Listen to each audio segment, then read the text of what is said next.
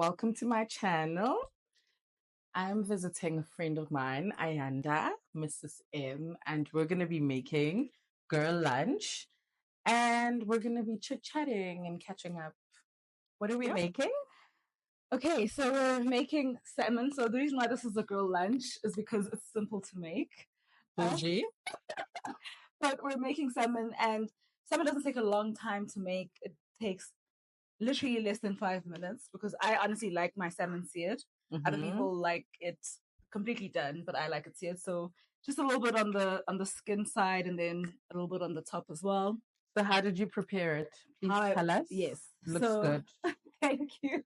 So how I prepared it was I marinated it in some ginger, lemon, chili flakes, as well as coriander. My mom absolutely loves coriander, so I also incorporated in most things.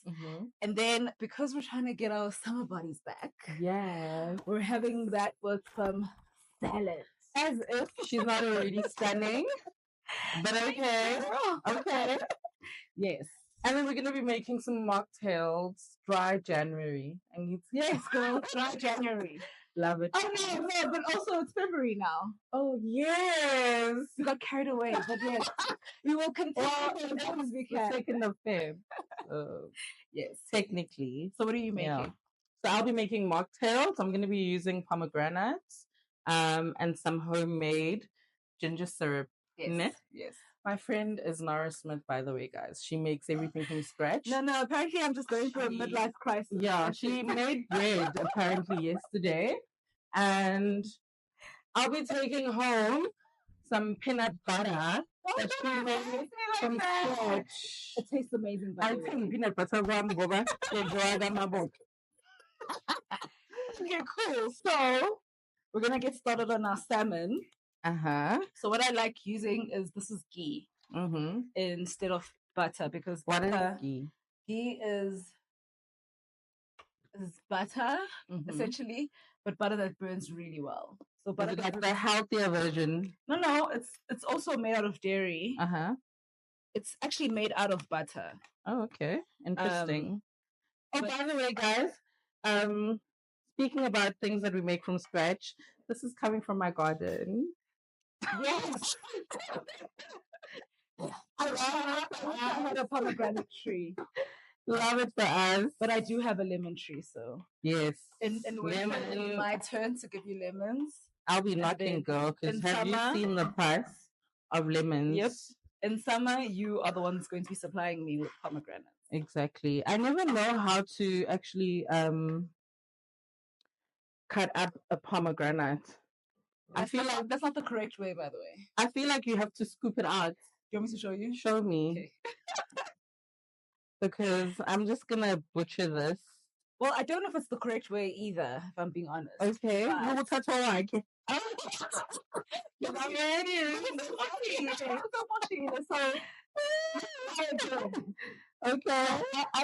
cut it.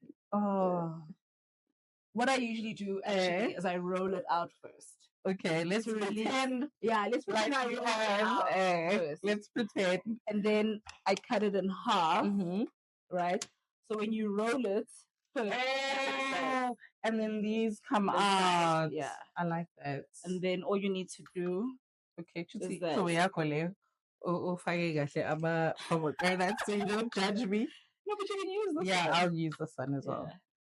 Okay, I'll let you continue with that. So, like, I was just telling Ayanda that we do so many silly things when we newlyweds, you know, like all because we're afraid of how not perfect our spouses are gonna discover we are. So I'm asking her, what's the most embarrassing thing that's ever happened to you in a marriage? Be it the first few days of marriage, you know. I always go back to the fact that pooping was the biggest thing, like for me in my relationship. It took me, I think, a week to like really get used to doing it whilst he is in the house. I'm thinking about him being in the room. I mean in the house. I'd wait for him to leave for work before I do. That's how my boys say it. And then now, do you poop in the same bathroom, like while he's showering? Are you? No, he even comes in and has a discussion with me. That's how grown we've become. But you know, I've been married 7 years. I've been married 7 years. So I think eventually you get used to each other and it's like normal. But as my husband walks out of the conversation, is this like an awkward conversation for guys? I feel like they don't care. Like I think my husband probably used the loo the same night we got married and he didn't really care. You know? Like men just don't care. but there's a difference between using the loo and like using the loo to Girl, mina manje sengivelengiyizwe. Mhlawumbe I'm having like chocolate or whatever, and I stand by his side and I'll be like, "Hey, how was your day?" And he's like, he'll tell me if he wants privacy, but most times he'll just engage in a conversation with me and be like, "Yeah, that's good." Then he'll tell me about his day, and I'm just like, I think it's just different for a man. They sort of like want their privacy. Like with us, it's like whatever. I want my privacy. No, I don't care. Okay, can I get some sparkling? Cool. To finish up our mocktails. I say, biggest joke. He used to, hubby, he used to be like, "Oh, it smells like strawberry ice cream." I heard he was being sarcastic, but like, Shim trying to not hurt my feelings. But deep down, I think he was trying to make me comfortable around him, you know? And it helped because we're in such a good space. And I don't mean it's a good space because he allowed me to poop in his presence. It's just, I think, him just saying, relax yourself, you know? Okay. But for me, nobody's perfect. Poop aside, I actually can't think of an embarrassing situation because I'm like super goofy. I'm very clumsy, so nothing embarrasses me. So I can't think of any. I also think you have such a very open, bubbly personality. True. Nothing embarrasses you. Yeah. To that point of being like, oops, you know? Definitely. But I feel like, Mina, your response would definitely embarrass me. And I think hubby had figured that out about me. Okay. And so he would try to make me as comfortable as possible. Okay. And I think it helped because I'm at a space now where I'm just super comfortable about anything. I mean, even farting, but not intentionally, but like, you know. And then he'll be like, "Okay, let it out," and I'd be like embarrassed, low key, you know. Yeah. But I try not to let it show because then I don't want him to feel like, "Ooh, I've embarrassed you," you know. Yeah. So, and I guess it's just also I come from an all girls family, and I'm not used to living with a guy. So do I. Actually. So the thing about living with a guy now is that any embarrassing moment that you've never thought about, like in your head, starts to happen, and now you're trying to learn how to navigate that without any experience because you didn't have that type of guy. Yeah. You know. And then later on in life, I did live with my mom's siblings, and then my older uncle, you know, he was a typical guy as well, but like there are things that I don't really look at and say, "Oh, this is gross," because guys are gross, you know. He was older and I was like very young, so I didn't have that thing where I could say it was, "Oh, okay, guys do this and they're gross," because of the age gap, you know. But now when you're living with your man and you guys are just chilling and you're just like, I want to say this is gross, but he's my man, so I won't say anything. What do you find gross? Funny enough, I find farts gross. I feel like I'm breathing that air. But when you're farting, it's fine. I know. But like it's not intentional. You know, it's not like an obvious. Yeah, I'm farting now. You know, it's a mistake. But I feel like guys are just like, so what? You know. You have my okay, I don't want to speak about farts. What so girly. What I find gross that my husband does, he's got like sinuses. And he's always blowing his nose. Yes. So he'll blow his nose and there'll be a tissue here, like next to him, and I'm just like, there's a tissue. And it's so funny because the way that so you can actually tell the difference between my tissue and his tissue. His tissue is like a ball, and my tissue is a square. Literally. Oh my gosh. I blow my nose and I fold the tissue until it's like a perfect square. Yes. So I know that this is my tissue, and this is definitely not my tissue. Oh my. Like I also think, like, as humans, you know, we like siyakwazi ukutolerate izinto ezenziwa abantu bethu because siyabathanda. True. You know, but like anyone else, you'd be very grossed out. You know, like I know when he has flu, he will leave landmines of tissue, whether he's blowing his nose and he's sitting in the lounge. Trust me, I'll find maybe like 4 landmines. And then in the room again. So I go around picking up after him when he's got the flu because I know with I finger share lab, and then and I'm finding them because one is under the cushion on the couch, and you know, and I'm just like, oh my gosh. Yes. You know, well, early in the marriage, it used to be so cute picking up after him, like I'm doing my wifely duties. Yeah. Now you're just like, nigga, please. Like, try to be a little more considerate, you know? I try to be gracious because he picks up after me as well. Like when I get home, put my bag on the bar stool, and he's always like coming after me and taking the bag and putting it in the room. Taking my jacket and putting it in the room. I know. So I always try to like. And we have this thing as females, I think, where we always think that men are generally the messy ones. True. And it's so funny because it could be either or, you know? It doesn't have to be like. Well, also not the messy, guy. but like I'll leave those little things, you know? Like I won't hang up my gown. So then they affect him because then if they didn't, he'd not be picking up after you, you know? Yeah. And like, whereas with me, I'm the OCD one in the house, with the boys especially. They'll make a mess. It does pensing, and he's just like, let boys be boys, you know? And I'm just like, no, my space needs to be clean for me to be fine mentally. Well, same here. Like, I can't, a messy space, I can't deal. I cannot. Like, and he also gets quite irritated with me sometimes. He wants to just relax and chill. And I'm always just like, it's clean. And then when we're done cleaning, I always say, so I was saying, I think I'm also getting old because I'm at that stage where I want to clean first and then relax. Because then I'm always just like, so aesthetic. Yeah. So yeah, I really like a clean space, and that's like really important to me. So I think that's where we balance each other out. Yeah. You know. I like that. I mean, I also look forward to hubby coming home and like share his day with me, and then no, sorry, but then you asked me, what?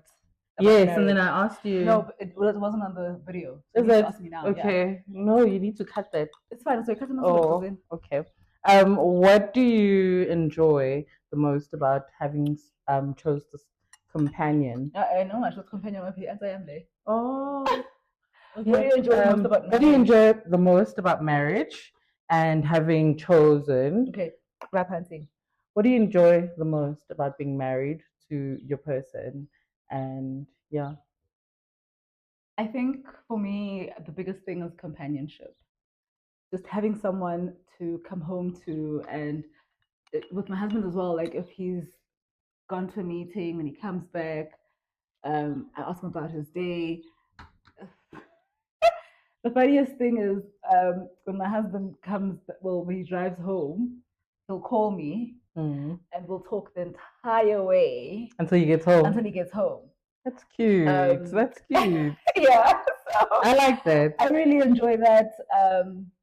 We talk about anything and everything, our dreams, our aspirations, because then it gives us a chance to encourage each other as well and just check in on, hey, where are you with that? How far are you? You know, someone that's going to hold me accountable. I really like that. So I think for me, the biggest thing, and the thing that people maybe take for granted, I don't know if people do, but it's companionship. And I think when I was getting married, I wasn't thinking of that. But now that I'm in it, I'm just like, You're this is beginning what I to see appreciate. Yeah. all the things that really make marriage more meaningful. Yes. For me. As opposed to waking up next to the love of my life, Yeah. it's gonna be so romantic. I'll Mm. cook for him, but it becomes He'll such a give me deeper. money. He'll buy me gifts. It becomes a deeper connection where you guys are literally each other's best friends, and you, like you said, you hold each other accountable when it comes to goals and stuff. I know I usually talk about my goals, and Javi will be like, yeah, but follow up on them, you know? And I feel pressured when he does it, but he means it in a good way because he doesn't want me to just support his dreams whilst I leave mine in the background. And I also like that about being married to someone who's as supportive, because it means that they're not selfish enough to just want you to focus on the family life, but they want to see you shine and flourish in your own platform, be it whether content creating or in your career or in your business. And I think he knows I'm very passionate about my business. And if ever we hold a conversation about goals and dreams, I light up and I talk about cover leaf and what I want for cover leaf, you know? And it's so good to have someone who is in that space where he wants to see you win. It's so good because then even if you don't, it's almost like you have someone saying, no, you can try again, you know? And that's what I appreciate about companionship as well, because it's not just a typical marriage where you just love each other, raising kids, and, you know, it's so much more. And that makes the marriage more meaningful and more, I don't know, in depth, you know? So that's what I like. But yeah, what would you give the younger Ayanda, the single younger Ayanda, advise if you were to consider picking a marriage mate or just being in a relationship? You know, I always say I don't want to talk about marriage as though this is just a platform for married people, but there is someone younger, like a younger Ayanda, who isn't married, who's looking at a relationship and wanting to figure out what sort of partner they want to attract into their space, or what makes a relationship meaningful, so much so even in a marriage, you know? What would you give younger Ayanda in terms of advice? Yonke into nesikhatsayo. No, really. Simple. Yonke into nesikhatsayo. And I say this because before I started dating my husband, I was single for like a really long time. And I was very specific about what kind of guy I want. And even when guys would shell at me, I'd always refer back to, he doesn't have like this and that, and I really want this and that. And it's not that you have a tick box, but you knew what you wanted in a spouse. But you know, I don't believe in tick boxes. I do. I feel like I do. You either get along and your values and views align, or you don't. Because what if you have a tick box and he ticks everything, but then when you get to know the person, personalities are clashing. No, but I think that's another that you would figure out from the get go. But let me tell you why I think tick boxes are very important. Because I'll fall into your tata no main. Yes, exactly. I get that. You need to, and I'm not talking tick boxes in terms of like frivolous things. But like, for example, like, tall, dark, and handsome man. No, I'm not talking about that. But for me, like, my tick boxes were, he loves his family, he's got good morals, you know, those kind of things that I value as well. You know, things that align with my. And you are a family person. Yeah. So for me, that's why I had a tick box. But the reason why I said Tionkitin is katsai is because I think as people we get quite impatient, and we just want to, like, you know, the nearest thing. And I've seen that with my because I was single for a very long time. And so then I started dating my husband, and I was like, oh my gosh, this guy's so amazing, whatever. And like in my head, I'm like, so here's another funny story. We started dating in October, right? My birthday's in Feb. And he was like, oh, he wants us to go somewhere, but like during the day, because I wasn't going to spend the night, because my mom was going to be around as well. So I was just like, okay, we can spend the day together, get to this place. And the gift is a jewelry box, right? And I'm like, oh my gosh, it's proposing. Those oopsies where you also have a story where you thought you were going to propose. Yeah.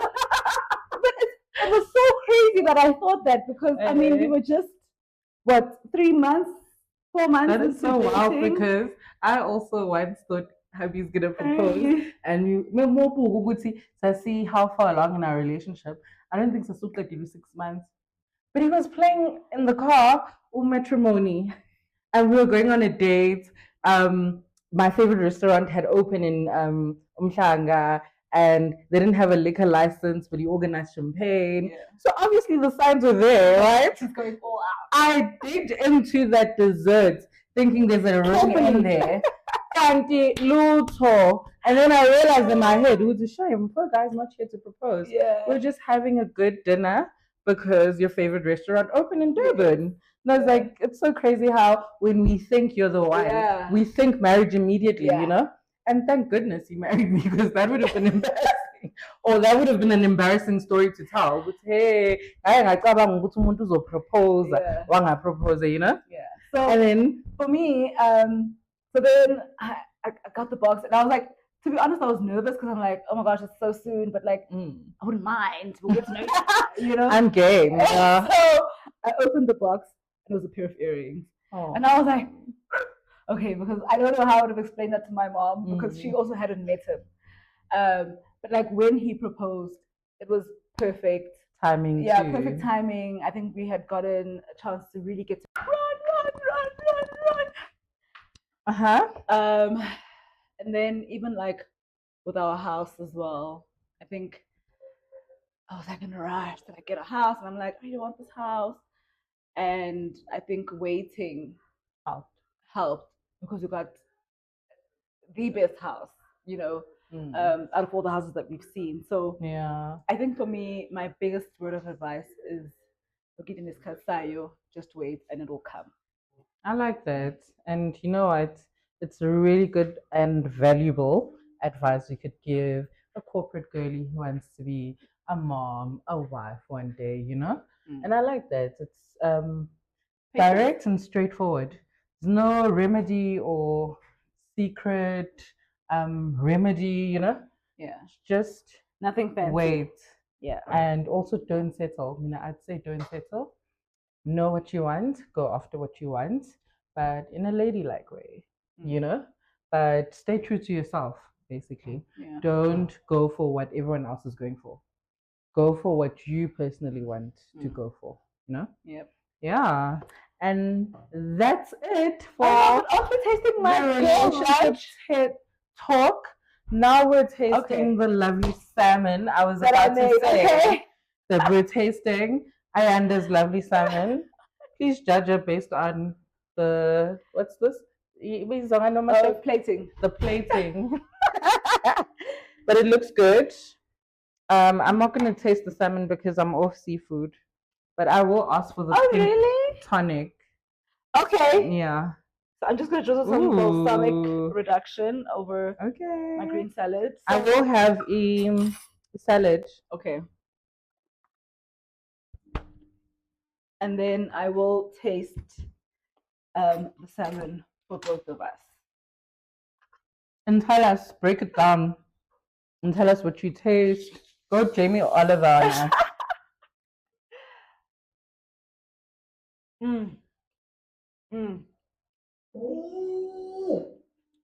good. Yeah. Excuse the men. They're watching soccer. Did they score? Oh fudge. And I said, ngathi ngeke kulunge nge-Arsenal. Bavele bakora. Iqala. Oh my gosh. Okay. The salmon tastes like my husband's reaction. I like that. Uh-huh. It's so good. So tender.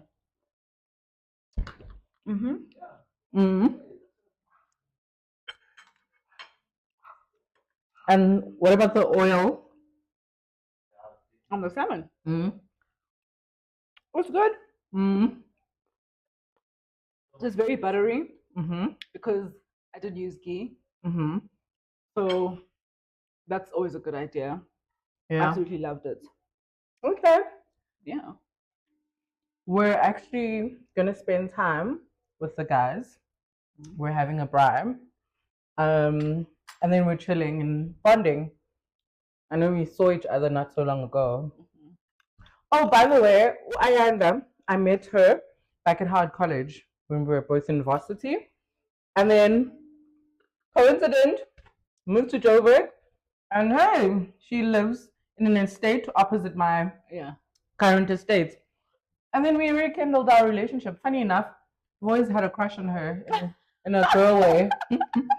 Like when we like meet up at like campus, we had mutual friends and we'd vibe and get along and like she was such a girl's girl and I was too.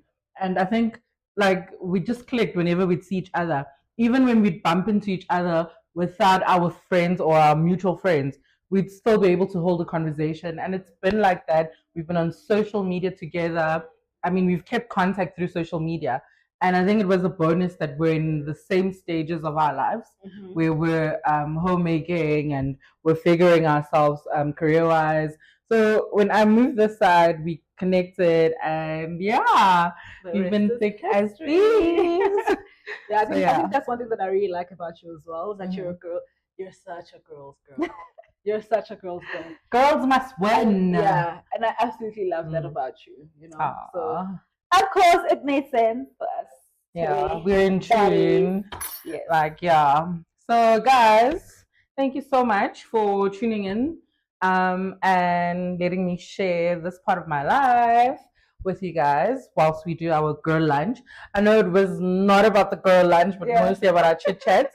But nonetheless, I really enjoyed it, and I wouldn't have chosen a better episode 2 to do with none other than Mrs. M. I love calling her Mrs. M, especially when we're in a house, because you know, like that role comes out so effortlessly. But thank you so much for having me. Mocktails, and our salmon lunch as we prepare braai food. But guys, thank you. To the second episode, and we're done.